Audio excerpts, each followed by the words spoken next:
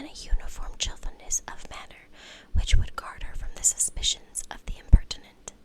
She mentioned this to her friend Miss Lucas. "It may be pleasant," replied Charlotte, "to be able to impose on the public in such a case, but it is sometimes a disadvantage to be so very guarded. If a woman conceals her affection with the same skill from the object of it, she may lose the opportunity of fixing him, and it will then be but poor consolation to believe the world equally in the dark. There is so much of gratitude or vanity in almost every attachment, that it is not safe to leave any to itself. We can all begin freely. A slight preference is natural enough, but there are very few of us who have heart enough to really be in love without encouragement. In 9 cases out of 10, a woman had better show more affection than she feels. Bingley likes your sister undoubtedly, but he may never do more than like her if she does not help him on. But she does help him on as much as her nature will allow. If I can perceive her regard for him, he must be a simpleton indeed not to discover it. Remember, Eliza, that he does not know Jane's disposition as you do. But if a woman is partial to a man and does not endeavor to conceal it, he must find it out. Perhaps he must, if he sees enough of her. But though Bingley and Jane meet tolerably often, it is never for many hours together, and as they always see each other in large mixed parties, it is impossible that every moment should be employed in conversing together. Jane should therefore make the most of every half hour in which she can command his attention. When she is secure of him, there will be leisure for falling in love as much as she chooses." "Your plan is a good one," replied Elizabeth, "where nothing is in question but the desire of being well married, and if I were determined to get a rich husband, or any husband, I dare say I should adopt it. But these are not Jane's feelings. She is not acting by design. As yet she cannot be certain of the degree of her own regard, nor of its reasonableness. She has known him only a fortnight. She danced 4 dances with him at Meryton. She saw him one morning at his own house, and has since dined in company with him 4 times. This is not quite enough to make her understand his character." "Not as you represent it. Had she merely dined with him, she might only have discovered whether he had a good appetite. But you must remember that 4 evenings have been also spent together, and 4 evenings may do a great deal." "Yes, these 4 evenings have enabled them to ascertain that they both like Fountaine better than commerce.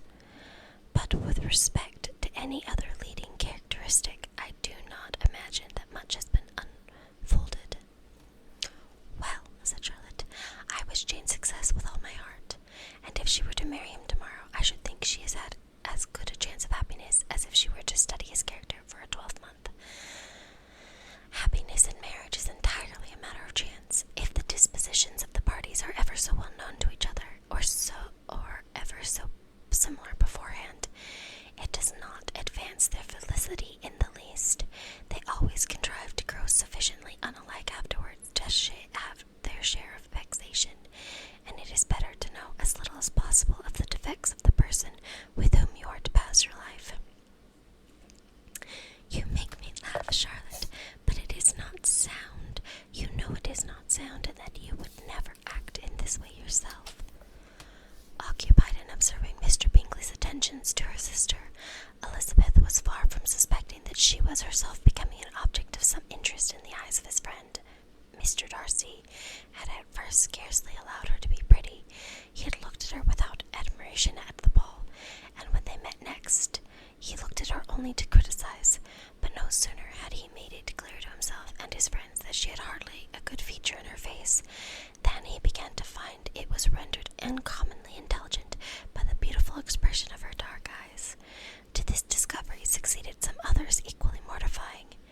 Though he had detected with a critical eye more than one failure of perfect symmetry in her form, he was forced to acknowledge her figure to be light and pleasing, and in spite of his asserting that her manners were not those of the fashionable world, he was caught by their easy playfulness. Of this she was perfectly unaware. To her he was only the man who made himself agreeable nowhere, and who had not thought her handsome enough to dance with. He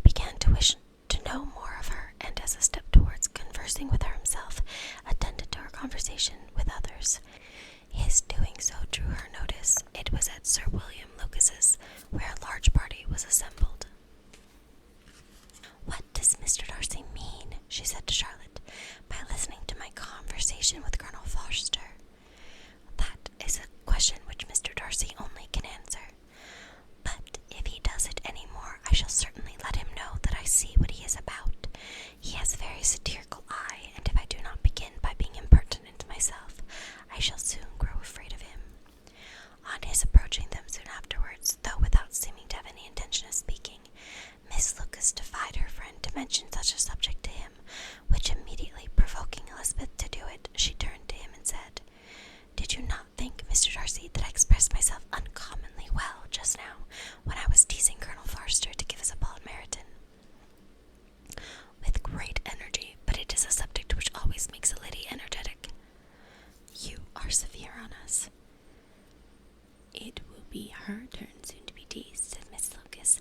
"I am going to open the instrument, Eliza, and you know what follows." "You are a very strange creature, by way of a friend, always wanting me to play and sing before everybody and anybody. If my vanity had taken a musical turn, you would have been invaluable, but as it is, I would really rather not sit down before those who must be in the habit of hearing the very best performers." On Miss Lucas persevering, however, she added, "Very well, if it must be so, it must," and gravely glancing at Mr. Darcy, "there's a fine old saying, which everybody here is of course familiar with, 'Keep your breath to cool your porridge, and I shall keep mine to swell my song.'" Her performance was pleasing, though by no means capital. After a song or two, and before she could reply to the entreaties of several that she would sing again, she eagerly succeeded at the instrument by her sister Mary, who, having, in consequence of being the only plain one in the family, worked hard for knowledge and accomplishment, and was always impatient for display. Mary had neither genius nor taste, and though the vanity had given her application, it had given her likewise a pedantic air and conceited manner, which would have endured a higher degree of excellence than she had reached. Elizabeth, easy and unaffected, had been listened to with much more pleasure, though not playing half so well, and Mary, at the end of a long concerto, was glad to purchase praise and gratitude by Scotch and Irish airs, at the request of her young sisters, who, with some of the Lucases and 2 or 3 officers, joined eagerly in dancing at one end of the room. Mr. Darcy stood near them in silent indignation at such a mode of passing the evening, to the exclusion of all conversation, and was too much engrossed by his own thoughts to perceive that Sir William Lucas was his neighbour, till Sir William thus began: "What a charming amusement for young people this is, Mr. Darcy. There's nothing like dancing after all. I consider it as one of the first refinements of polished societies." "Certainly, sir, and it has the advantage also of being in vogue amongst the less polished societies in the world. Every savage can dance." Sir William only smiled. "Your friend performs delightfully," he continued after a pause on seeing Bingley join the group, and I doubt not that you are an adept in the science yourself, Mr. Darcy." "You saw me dance at Meryton, I believe, sir." "Yes, indeed, and received no inconsiderable pleasure from the sight. Do you often dance at St. James's?" "Never, sir." "Do you not think it would be a proper compliment to the place?" "It is a compliment which I never pay to any place if I can avoid it." "You have a house in town, I conclude." Mr. Darcy bowed. "I had once some thoughts of fixing it on myself, for I am fond of superior society, but I did not feel quite certain that the air of London would have agreed with Lady Lucas." He paused in hopes of an answer, but his companion was not disposed to make any, and Elizabeth at that instant moving towards them, he was struck with the notion of doing a very gallant thing, and called out to her, "My dear Miss Eliza, why are you not dancing? Mr. Darcy, you must allow me to present this young lady to you as a very desirable partner. You cannot refuse to dance, I am sure, when so much beauty is before you." And taking her hand, he would have given it to Mr. Darcy, who, though extremely surprised, was not unwilling to receive it, when she instantly drew back and said with some discomposure to Sir William, "Indeed, sir, I have not the intention of dancing. I entreat you not to suppose that I move this way in order to beg for a partner." Mr. Darcy, with grave propriety, requested to be allowed the honour of her hand, but in vain. Elizabeth was determined, nor did Sir William at all shake her purpose by his attempt at persuasion. "You excel so much in the dance, Miss Eliza, that it is cruel to deny me the happiness of seeing you, and though this gentleman dislikes the amusement in general, he can have no objection, I am sure, to oblige us for 1/2 hour." "Mr. Darcy is all politeness, Elizabeth, smiling. He is indeed, but considering the inducement, my dear Miss Eliza, we cannot wonder at his complaisance, for who would object to such a partner? Elizabeth looked archly and turned away. Her resistance had not injured her with the gentleman, and he was thinking of her with some complacency when thus accosted by Miss Bingley. I can guess the subject of your reverie. I should imagine not. You are considering how insupportable it would be to pass many evenings in this manner, in such society, and indeed I am quite of your opinion. I was never more annoyed at the insipidity, and yet the noise, the nothingness, and yet the self-importance of all these people. What would I give to hear your strictures on them? Your conjecture is totally wrong, I assure you. My mind was more agreeably engaged. I have been meditating on the very great pleasure which a pair of fine eyes in the face of a pretty woman can bestow. Miss Bingley immediately fixed her eyes on his face and desired he would tell her what the lady had the credit of inspiring such reflections. Mr. Darcy replied with great intrepidity, Miss Elizabeth Bennet. Miss Elizabeth Bennet, repeated Miss Bingley. I am all astonishment. How long has she been such a favourite? And pray, when am I to wish you joy? That is exactly the question which I expected you to ask. A lady's imagination is very rapid. It jumps from admiration to love, from love to matrimony in a moment. I knew you would be wishing me joy. Nay, if you are so serious about it, I shall consider the matter as absolutely settled. You will have a charming mother-in-law indeed, and of course she will always be at Pemberley with you. He listened to her with perfect indifference while she chose to entertain herself in this manner, and as his composure convinced her that all was safe, her wit flowed along. Chapter 7. Mr. Bennet's property consisted almost entirely in an estate of 2,000 a year, which, unfortunately for his daughters, was entailed in default of male heirs on a distant relation, and their mother's fortune, though ample for her situation in life, could but ill supply the deficiency of his. Her father had been an attorney in Meryton, and had left her 4,000 pounds. She had a sister married to a Mr. Phillips, who had been a clerk to their father and succeeded him in the business, and a brother settled in London in a respectable line of trade. The village of Longbourn was only 1 mile from Meryton, a most convenient distance for the young ladies, who were usually tempted thither 3 or 4 times a week to pay their duty to their aunt and to a milliner's shop just over the way. The 2 youngest of the family, Catherine and Lydia, were particularly frequent in these attentions. Their minds were more vacant than their sisters', and, when nothing better offered, a walk to Meryton was necessary to amuse their morning hours and furnish conversation for the evening. And, however bare the news of the country in general might be, they always contrived to learn some from their aunt. At present, indeed, they were well supplied both with news and happiness by the recent arrival of a militia regiment in the neighbourhood.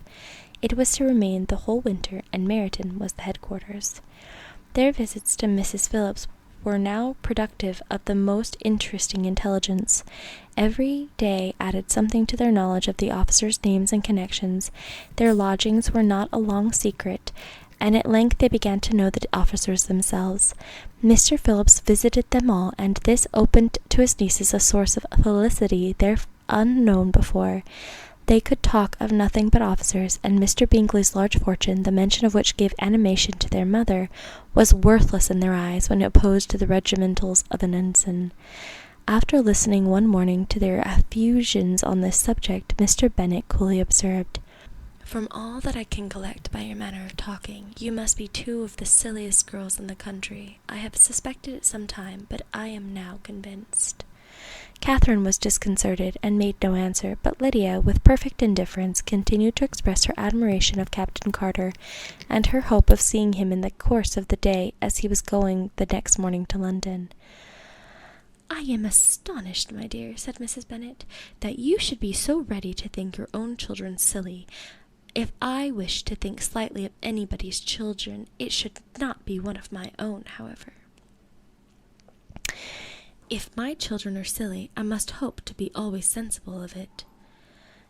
"Yes, but as it happens, they are all of them very clever." This is the only point, I flatter myself, on which we do not agree, and I had hoped that our sentiments coincided in every particular, but I must so far differ from yours as to think our 2 youngest daughters uncommonly foolish. My dear Mr. Bennet, you must not expect such girls to have the sense of their father and mother.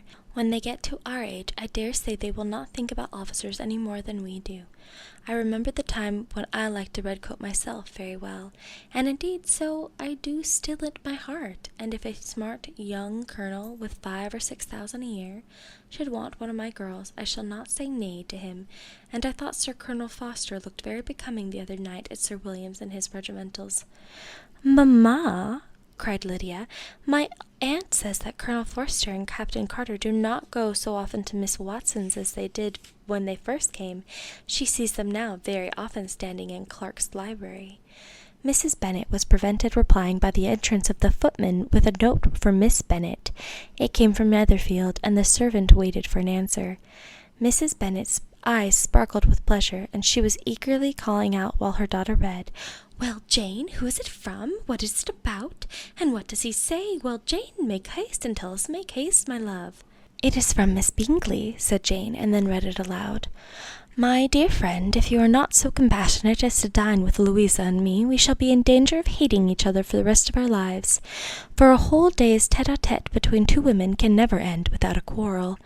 Come as soon as you can on the receipt of this.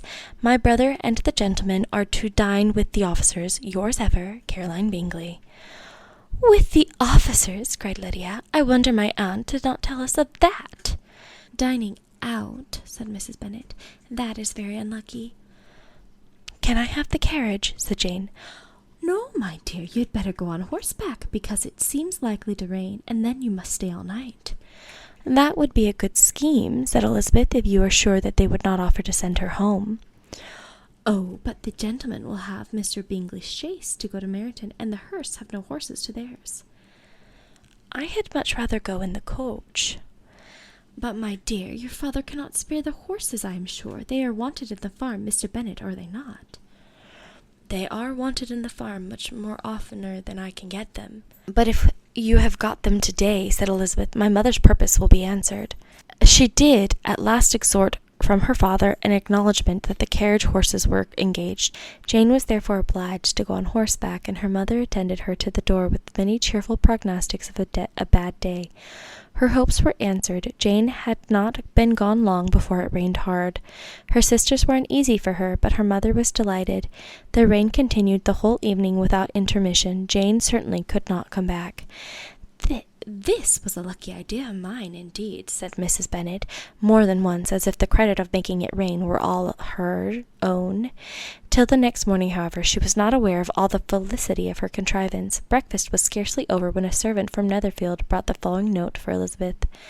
"My dearest Lizzie, I find myself very unwell this morning, which I suppose is to be imputed to my getting wet through yesterday. My kind friends will not hear of my returning home till I am better. They insist also on my seeing Mr. Jones, therefore do not be alarmed if you should hear of his having been to me, and excepting a sore throat and a headache, there is not much the matter with me. Yours, etc." "Well, my dear," said Mr. Bennet, when Elizabeth had read the note aloud, "if your daughter should have a dangerous fit of illness, if she should die, it would be a comfort to know that it was all in pursuit of Mr. Bingley, and under your orders." "Oh, I am not at all afraid of her dying. People do not die of little trifling colds. She will be taken good care of. As long as she stays there, it is all very well. I would go and see her if I could have the carriage." Elizabeth, feeling really anxious, was determined to go to her, though the carriage was not to be had, and as she was no horsewoman, walking was her only alternative. She declared her resolution. "How can you be so silly," cried her mother, "as to think of such a thing in all this dirt? You will not be fit to be seen when you get there." "I shall be very fit to see Jane, which is all I want." "Is this a hint to me, Lizzie," said her father, "to send for the horses?" "No, indeed. I do not wish to avoid the walk. The distance is nothing when one has a motive, only 3 miles. I shall be back by dinner." "I admire the activity of her benevolence," observed Mary, "but every impulse of feeling should be guided by reason, and in my opinion, exertion should always be in proportion to what is required." "We will go as far as Meryton with you," said Catherine and Lydia. Elizabeth accepted their company, and the three young ladies set off together. "If we make haste," said Lydia, as they walked along, "perhaps we may see something of Captain Carter before he goes." In Meryton they parted. The two youngest repaired to the lodgings of one of the officers' wives, and Elizabeth continued her walk alone, crossing field after field at a quick pace, jumping over stiles and springing over puddles with impatient activity, and finding herself at last within view of the house, with weary ankles, dirty stockings, and a face glowing with the warmth of exercise. She was shown into the breakfast parlour, where all but Jane were assembled, and where her appearance created a great deal of surprise. That she should have walked 3 miles so early in the day, in such dirty weather, and by herself, was almost incredible to Mrs. Hurst and Miss Bingley, and Elizabeth was convinced that they held her in contempt for it.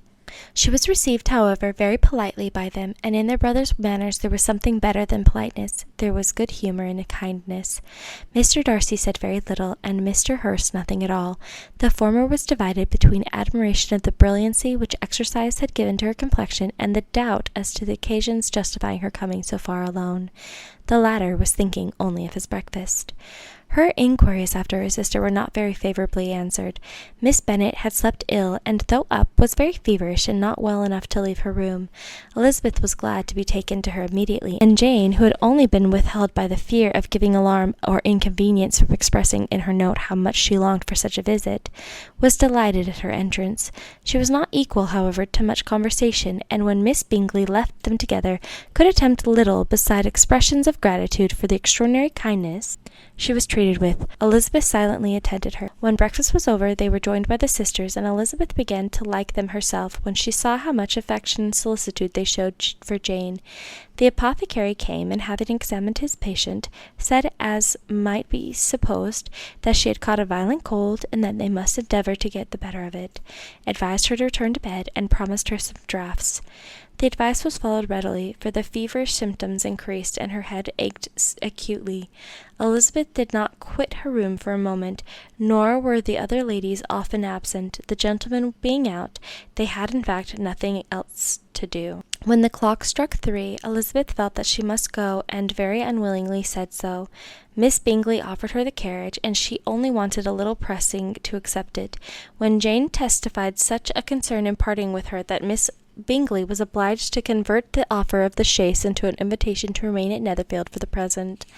Elizabeth thankfully consented, and a servant was dispatched to Longbourn to acquaint the family of her stay and bring back a supply of clothes.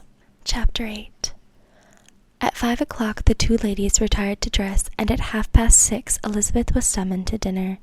To the civil inquiries which then poured in, and amongst which she had the pleasure of distinguishing the much superior solicitude of Mr. Bingley's, she could not make a very favourable answer.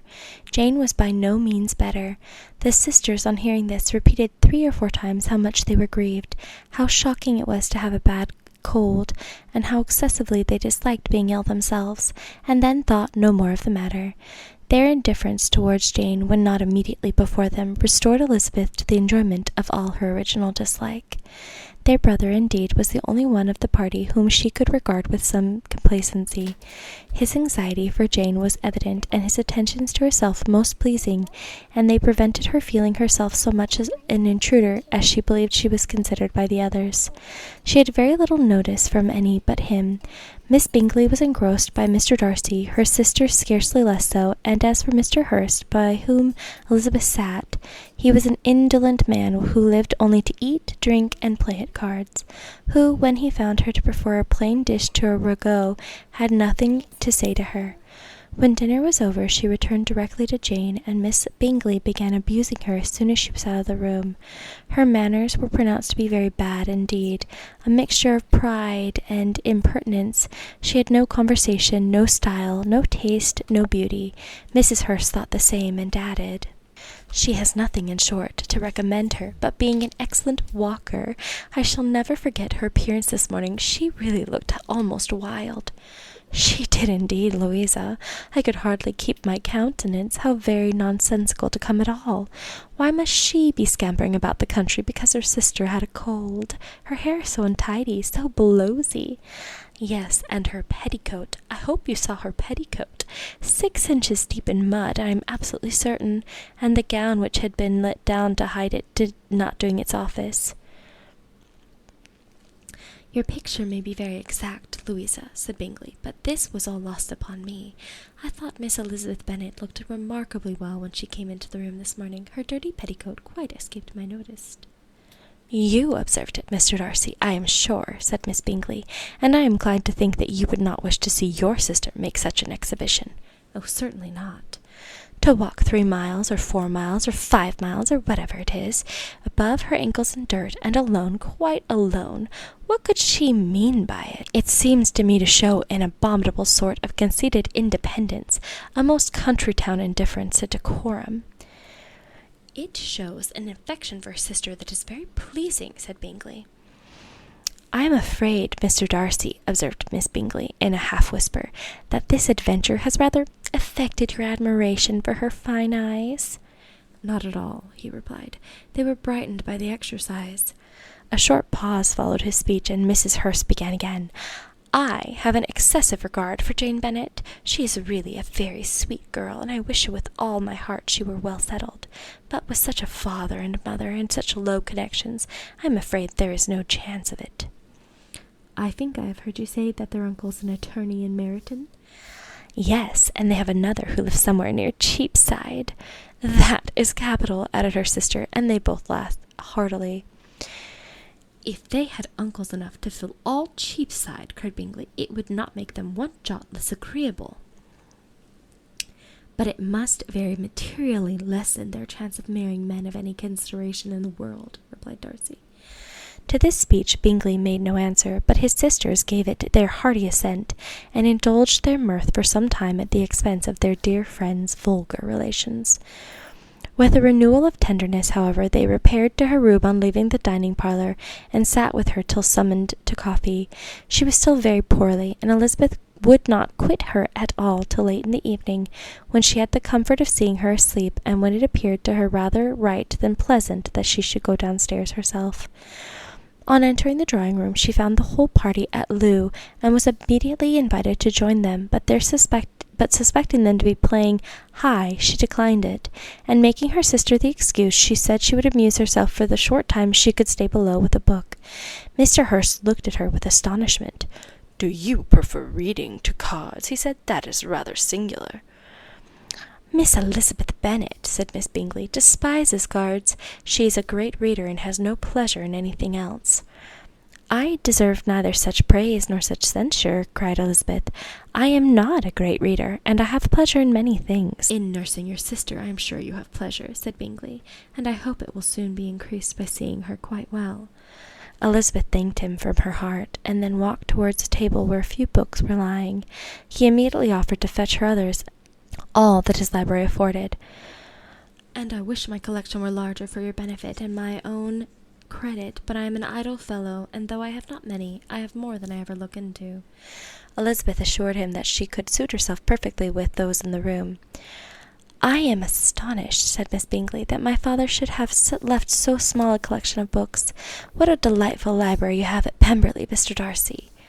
"It ought to be good," he replied. "It has been the work of many generations." "And then you have added so much to it yourself. You are always buying books." "I cannot comprehend the neglect of a family library in such days as these." "Neglect! I am sure you neglect nothing that can add to the beauties of that noble place. Charles, when you build your house, I wish it may be half as delightful as Pemberley." "I wish it may. But I would really advise you to make your purchase in that neighbourhood, and take Pemberley for a kind of model. There is not a finer county in England than Derbyshire." "With all my heart, I will buy Pemberley itself if Darcy will sell it." "I am talking of possibilities, Charles." "Upon my word, Caroline, I should think it more possible to get Pemberley by purchase than by imitation." Elizabeth was so much caught up by what passed as to leave her very little attention for her book, and soon laying it wholly aside, she drew near the card table and stationed herself between Mr. Bingley and his eldest sister to observe the game. "Is Miss Darcy much grown since the spring?" said Miss Bingley. "Will she be as tall as I am?" "I think she will. She is now about a Miss Elizabeth Bennet's height, or rather taller." "How I long to see her again! I never met with anybody who delighted me so much. Such a countenance, such manners, and so extremely accomplished for her age. Her performance on the pianoforte is exquisite." "It is amazing to me," said Bingley, "how young ladies can have patience to be so very accomplished, as they all are." "All young ladies accomplished? My dear Charles, what do you mean?" "Yes, all of them, I think. They all paint tables, cover screens, and net purses. I scarcely know anyone who cannot do all this, and I am sure I never heard a young lady spoken of for the first time without being informed that she was very accomplished." "Your list of the common extent of accomplishment," said Darcy, "has too much truth. The word is applied to many a woman who deserves it no otherwise than by netting a purse or covering a screen, but I am very far from agreeing with you in your estimate of ladies in general. I cannot boast of knowing more than half a dozen in the whole range of my acquaintance that are really accomplished." "Nor I am sure," said Elizabeth. "Then," observed Elizabeth, "you must comprehend a great deal in your idea of an accomplished woman." "Yes, I do. I comprehend a great deal in it." "Oh, certainly," cried his faithful assistant. "No one can be really esteemed accomplished who does not greatly surpass what is usually met with. A woman must have a thorough knowledge of music, singing, drawing, dancing, and the modern languages to deserve the word, and besides all this she must possess a certain something in her air and manner of walking, the tone of her voice, her dress and expressions, or the word will be but half deserved." "All this she must possess," added Darcy, "and to all this she must yet add something more substantial in the improvement of her mind by extensive reading." "I am no longer surprised at you knowing only 6 accomplished women. I rather wonder now at you knowing any." "Are you so severe upon your own sex as to doubt the possibility of all this?" "I never saw such a woman. I never saw such capacity and taste and application and elegance as you describe united."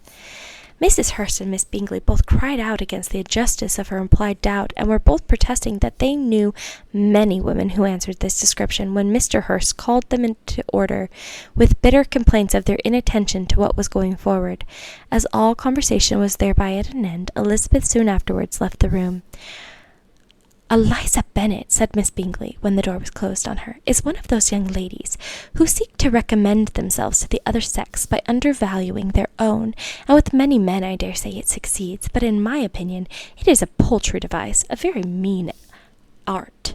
"Undoubtedly," replied Darcy, to whom this remark was chiefly addressed. "There is meanness in all the arts which ladies sometimes condescend to employ for captivation. Whatever bears affinity to cunning is despicable."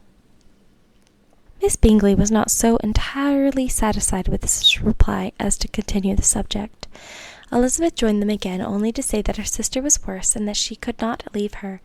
Bingley urged Mr. Jones being sent for immediately, while his sisters, convinced that no country advice could be of any service, recommended an express to town for one of the most eminent physicians.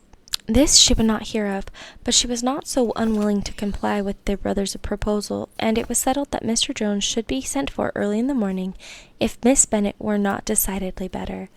Bingley was quite uncomfortable. His sisters declared that they were miserable.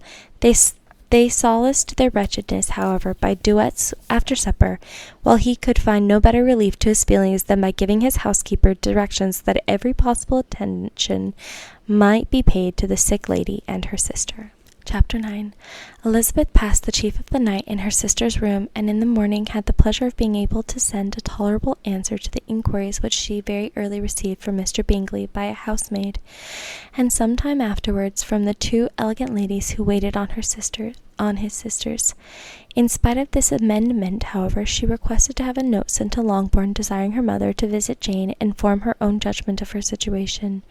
The note was immediately dispatched, and its contents as quickly complied with. Mrs. Bennet, accompanied by her 2 youngest girls, reached Netherfield soon after the family breakfast. Had she found Jane in any apparent danger, Mrs. Bennet would have been very miserable, but being satisfied on seeing her that her illness was not alarming, she had no wish of her recovering immediately, as her restoration to health would probably remove her from Netherfield. She would not listen, therefore, to her daughter's proposal of being carried home, neither did the apothecary, who arrived about the same time, think it at all advisable. After sitting a little while with Jane on Miss Bingley's appearance and invitation, the mother and 3 daughters all attended her into the breakfast parlour. Bingley met them with hopes that Mrs. Bennet had not found Miss Bennet worse than she expected. "Indeed I have, sir," was her answer. "She is a great deal too ill to be moved. Mr. Jones says we must not think of moving her. We must trespass a little longer on your kindness." "Removed!" cried Bingley. It must not be thought of. My sister, I'm sure, will not hear of her removal." "You may depend upon it, madam," said Miss Bingley, with cold civility, "that Miss Bennet shall receive every possible attention while she remains with us." Mrs. Bennet was profuse in her acknowledgments. "I'm sure," she added, "if it were not for such good friends, I do not know what would become of her, for she is very ill indeed, and suffers a great deal, though with the greatest patience in the world, which is always the way with her, for she has without exception the sweetest temper I ever met with. I often tell my other girls they are nothing to her. You have a sweet room here, Mr. Bingley, and a charming prospect over that gravel walk. I do not know a place in the country that is equal to Netherfield. You will not think of quitting it in a hurry, I hope, though you have but a short lease." "Whatever I do is done in a hurry," he replied, "and therefore, if I should resolve to quit Netherfield, I should probably be off in 5 minutes. At present, however, I consider myself as quite fixed here." "That is exactly what I should have supposed of you," said Elizabeth. "You begin to comprehend me, do you?" he cried, turning towards her. "Oh, yes, I understand you perfectly." "I wish I might take this for a compliment, but to be so easily seen through, I am afraid, is pitiful." "That is as it happens. It does not necessarily follow that a deep, intricate character is more or less estimable than one as yours." "Lizzie," cried her mother, "remember where you are, and do not run on in the wild manner that you were suffered to do at home." "I did not know before," continued Bingley immediately, "that you were a studier of characters. It must be an amusing study." "Yes, but intricate characters are the most amusing. They have at least that advantage." "In the country," said Darcy, "can in general supply but few subjects for such a study. In a country neighbourhood you move in a very confined and unvarying society." "But people themselves alter so much that there is something new to be observed in them forever." "Yes, indeed," cried Mrs. Bennet, offended by his manner of mentioning a country neighbourhood. "I assure you there is quite as much of that going on in the country as in town." Everybody was surprised, and Mr. Darcy, after looking at her for a moment, turned away silently. Mrs. Bennet, who fancied she had gained a complete victory over him, continued her triumph. "I cannot see that London has any great advantage over the country for my part, except the shops and public places. The country is a great deal pleasanter, is it not, Mr. Bingley?" "When I am in the country," he replied, "I never wish to leave it, and when I am town, it is pretty much the same. They have each their advantages, and I can be equally happy in either." "Ay, that is because you have the right disposition, and that gentleman," looking at Darcy, "seemed to think the country was nothing at all." "Indeed, mamma, you are mistaken," said Elizabeth, blushing for her mother. "You quite mistook Mr. Darcy. He only meant that there were not such a variety of people to be met with there in the country as in town, which you must acknowledge to be true." "Certainly, my dear. Nobody said there were, but as to not meeting with many people in the neighbourhood, I believe there are few neighbourhoods larger. I know we dine with 24 families." Nothing but concern for Elizabeth could enable Bingley to keep his countenance. His sister was less delicate, and directed her eye towards Mr. Darcy with a very expressive smile.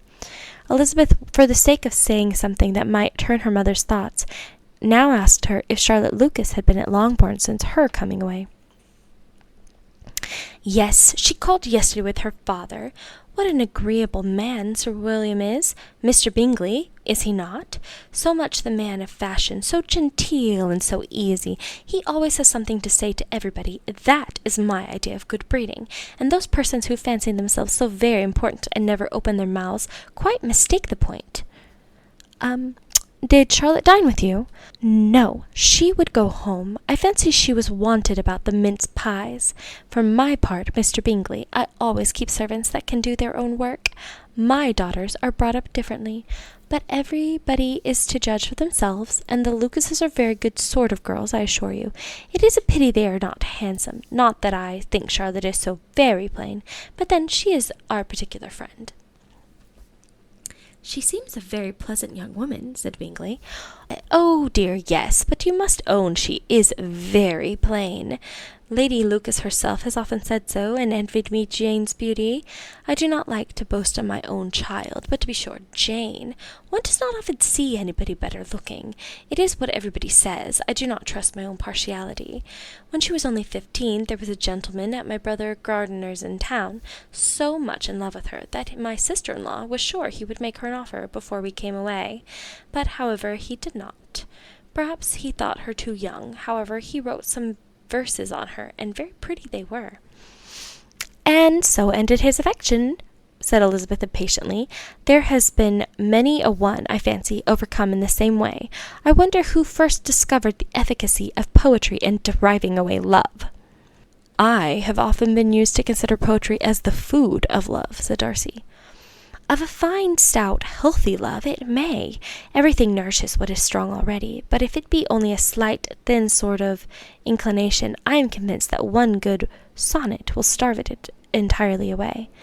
Darcy only smiled, and the general pause which ensued made Elizabeth tremble lest her mother should be exposing herself again. She longed to speak, but could think of nothing to say. And after a short silence, Mrs. Bennet began repeating her thanks to Mr. Bingley for his kindness to Jane, with an apology for troubling him also with Lizzie. Mr. Bingley was unaffectedly civil in his answer, and forced his younger sister to be civil also, and say what the occasion required. She performed her part indeed without much graciousness, but Mrs. Bennet was satisfied, and soon afterwards ordered her carriage. Upon this signal the younger of her daughters put herself forward. The two girls had been whispering to each other during the whole visit, and the result of it was that the youngest should tax Mr. Bingley with having promised on his first coming into the country to give a ball at Netherfield. Lydia was a stout, well-grown girl of 15, with a fine complexion and good-humoured countenance, a favourite with her mother, whose affection had brought her into public at an early age. She had high animal spirits, and a sort of natural self-consequence, which the attentions of the officers, to whom her uncle's good dinners and her own easy manners recommended her, had increased into assurance. She was very equal, therefore, to address Mr. Bingley on the subject of the ball, and abruptly reminded him of his promise, adding that it would be the most shameful thing in the world if he did not keep it. His answer to the sudden attack was delightful to their mother's ear. I am perfectly ready, I assure you, to keep my engagement. When your sister is recovered, you shall, if you please, name the very day of the ball. But if you would not wish to be dancing, while she was ill. Lydia declared herself satisfied. Oh, yes, it would be much better to wait till Jane was well, and by that time, most likely Captain Carter will be back at Meryton again. And when you have given your ball, she added, I shall insist on their giving one also. I shall tell Colonel Forster it will be quite a shame if he does not. Mrs. Bennet and her daughters then departed, and Elizabeth returned instantly to Jane, leaving her own and her relations' behaviour to the remarks of the two ladies and Mr. Darcy, the latter of whom, however, could not be prevailed on to join in the censure of her, in spite of all Miss Bingley's witticisms on fine eyes. Chapter 10. The day passed much as the day before had done. Mrs. Hurst and Miss Bingley had spent some hours of the morning with the invalid, who continued, though slowly, to mend, and in the evening Elizabeth joined their party in the drawing-room. The loo table, however, did not appear. Mr. Darcy was writing, and Miss Bingley, seated near him, was watching the progress of his letter, and repeatedly calling off his attention by messages to his sister. Mr. Hurst and Mr. Bingley were at piquet, and Mrs. Hurst was observing their game. Elizabeth took up some needlework, and was sufficiently amused in attending to what passed between Mr. Darcy and his companion. The perpetual commendations of the lady, either on his handwriting or the evenness of his lines, or on the length of his letter, with the perfect unconcern with which her praises were received, formed a curious dialogue, and was exactly in unison with her opinion of each. "How delighted Miss Darcy will be to receive such a letter," he made no answer. "You write uncommonly fast." "You are mistaken. I write rather slowly." "How many letters you must have occasion to write in the course of the year! Letters of business, too. How odious I should find them." "It is fortunate, then, that they fall to my lot instead of to yours." "Pray tell your sister that I long to see her." "I have already told her so once, by your desire." "I'm afraid you do not like your pen. Let me mend it for you. I mend pens remarkably well." "Thank you, but I always mend my own." "How can you contrive to write so even?" He was silent. "Tell your sister I'm delighted to hear of her improvement on the harp, and pray let her know that I am quite in raptures with her beautiful little design for a table, and I think it infinitely superior to Miss Grantley's." "Will you give me leave to defer your raptures till I write again? At present I have not room to do them justice." "Oh, it is of no consequence. I shall see her in January. But do you always write such charming long letters to her, Darcy?" "They are generally long, but whether always charming, it is not for me to determine." "It is a rule with me that a person who can write a long letter with ease cannot write ill." "That will not do for a compliment to Darcy, Caroline," replied her brother, "because he does not write with ease. He studies too much for words of 4 syllables. Do you not, Darcy?" "My style of writing is very different from yours." "Oh!" cried Miss Bingley, "Charles writes in the most careless way imaginable. He leaves out half his words and blots the rest." "My ideas flow so rapidly that I have not time to express them, by which means my letters sometimes convey no ideas at all to my correspondents." "Your humility, Mr. Bingley," said Elizabeth, "must disarm reproof." "Nothing is more deceitful," said Darcy, "than the appearance of humility. It is often only carelessness of opinion, and sometimes an indirect boast." "And which of the two do you call my little recent piece of modesty?" "The indirect boast, for you are really proud of your defects in writing, because you consider them as proceeding from a rapidity of thought and carelessness of execution, which, if not estimable, you think at least highly interesting. The power of doing anything with quickness is always much prized by the possessor, and often without any attention to the imperfection of the performance.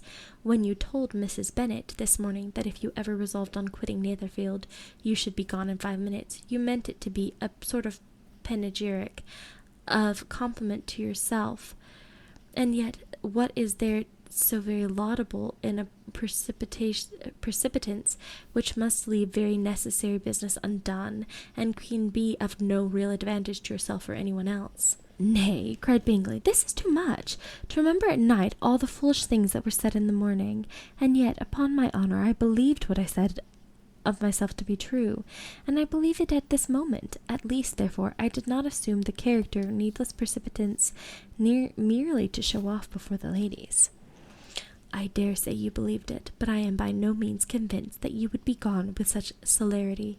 Your conduct would be quite as dependent on chance as that of any man I know, and if, as you were mounting your horse, a friend were to say, 'Bingley, you had better stay till next week,' you would probably do it, and you would probably not go, and at another word it might stay a month." "You have only proved by this," cried Elizabeth, "that Mr. Bingley did not do justice to his own disposition. You have shown him off now much more than he did himself." "I am exceedingly gratified," said Bingley, "by your converting what my friend says into a compliment on the sweetness of my temper, but I am afraid you are giving it a turn which that gentleman did by no means intend, for he would certainly think the better of me if under such circumstances I were to give a flat denial and ride off as fast as I could." "Would Mr. Darcy then consider the rashness of your original intention as atoned for by your obstinacy in adhering to it?" "Upon my word, I cannot exactly explain the matter. Darcy must speak for himself." "You expect me to account for opinions which you choose to call mine, but which I have never acknowledged. Allowing the case, However, to stand according to your representation, you must remember, Miss Bennet, that the friend who is supposed to desire his return to the house and delay of his plan has merely desired it, asked it without offering one argument in favor of the propriety. To yield readily, easily to the persuasion of a friend is no merit with you? To yield without conviction is no compliment to the understanding of either. You appear to me, Mr. Darcy, to allow nothing for the influence of friendship and affection. A regard for the requester would often make one readily yield to a request, without waiting for arguments to reason one into it. I am not particularly speaking of such a case as you have supposed about Mr. Bingley. We may as well wait, perhaps, till the circumstance occurs, before we discuss the discretion of his behaviour thereupon. But in general and ordinary cases between friend and friend, where one of them is desired by the other to change a resolution of no very great moment, should you think ill of that person for complying with the desire without waiting to be argued into it? Will it not be advisable, before we proceed on this subject, to arrange with rather more precision the degree of importance which is to appertain to this request, as well as the degree of intimacy subsisting between the two parties? By all means, cried Bingley. Let us hear all the particulars, not forgetting their comparative height and size, for that will have more weight in the argument, Miss Bennet, than you may be aware of. I assure you that if Darcy were not such a great tall fellow in comparison with myself, I should not pay him half as much deference.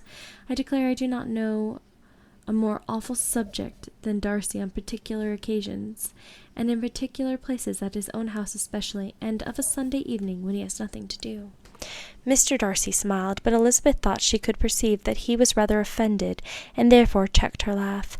Miss Bingley warmly resented the indignity he had received, and an expostulation with her brother for talking such nonsense.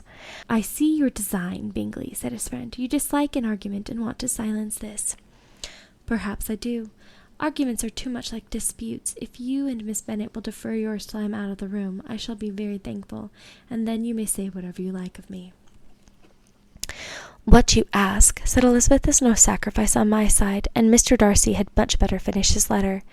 Mr. Darcy took her advice and did finish his letter. When the business was over, he applied to Miss Bingley and Miss Elizabeth for the indulgence of some music. Miss Bingley moved with alacrity to the pianoforte, and after a polite request that Elizabeth would lead the way, which the other as politely and more earnestly negated, she seated herself. Mrs. Hurst sang with her sister, and while they were thus employed, Elizabeth could not help observing, as she turned over some music books that lay on the instrument, how frequently Mr. Darcy's eyes were fixed on her. She hardly knew how to suppose that she could be an object of admiration to so great a man, and yet that he should look at her because he disliked her was still more strange. She could only imagine, however, at last, that she drew his notice because there was something about her more wrong and reprehensible, according to his ideas of right, than in any other person present. The supposition did not pain her. She liked him too little to care for his approbation. After playing some Italian songs, Miss Bingley varied the charm by a lively Scottish air, and soon afterwards Mr. Darcy, drawing near Elizabeth, said to her, Do you not feel a great inclination, Miss Bennet, to see such an opportunity of dancing a reel? She smiled, but made no answer. He repeated the question, with some surprise at her silence. "Oh," she said, "I heard you before, but I could not immediately determine what to say in reply. You wanted me, I know, to say, yes, that you might have the pleasure of despising my taste. But I always delight in overthrowing those kind of schemes and cheating a person of their premeditated contempt. I have therefore made up my mind to tell you that I do not want to dance a reel at all, and now despise me if you dare." "Indeed, I do not dare." Elizabeth, having rather expected to affront him, was amazed at his gallantry, but there was a mixture of sweetness and archness in her manner which made it difficult for her to affront anybody, and Darcy had never been so bewitched by any woman as he was by her. He really believed that were it not for the inferiority of her connections, he would be in some danger. Miss Bingley saw or suspected enough to be jealous, and her great anxiety for the recovery of her dear friend Jane received some assistance from her desire of getting rid of Elizabeth. She often tried to provoke Darcy into disliking her guest by talking of their supposed marriage, and planning his happiness in such an alliance. "I hope," she said as they were walking together in the shrubbery the next day, "you will give your mother-in-law a few hints, when this desirable event takes place, as to the advantage of holding her tongue, and if you can compass it, do cure the younger girls of running after the officers. And if I may mention to so delicate a subject, endeavour to check that little something bordering on conceit and impertinence which your lady possesses." "Have you anything else to propose for my domestic felicity?" "Oh, yes. Do let the portraits of your uncle and Aunt Phillips be placed in the gallery at Pemberley. Put them next to your great uncle the judge. They are in the same profession, you know, only in different lines. As for your Elizabeth's picture, you must not attempt to have it taken, for what painter could do justice to those beautiful eyes?" It would not be easy indeed to catch their expression, but their colour and shape, and the eyelashes, though remarkably fine, might be copied. At that moment they were not met from another walk by Mrs. Hurst and Elizabeth herself. "I did not know that you intended to walk," said Miss Bingley, in some confusion lest they had been overheard. "You used us abominably ill," answered Mrs. Hurst, "in running away without telling us what you were doing." Then, taking the disengaged arm of Mr. Darcy, she left Elizabeth to walk by herself. The path admitted just 3. Mr. Darcy felt their rudeness, and immediately said, "This walk is not wide enough for our party. We had better go on to the avenue." But Elizabeth, who had not the least inclination to remain with them, laughingly answered, "No, no, stay where you are. You are charmingly grouped, and appear to uncommon advantage. The picturesque would be spoilt by admitting a fourth. Good-bye." She then ran gaily off, rejoicing as she rambled about in the hope of being at home again in a day or 2. Jane was already so much recovered as to intend leaving her room for a couple of hours that evening. That's it for chapter 10. I hope you enjoyed it. Please subscribe and like this video so you can keep listening to the rest of the story. Good night.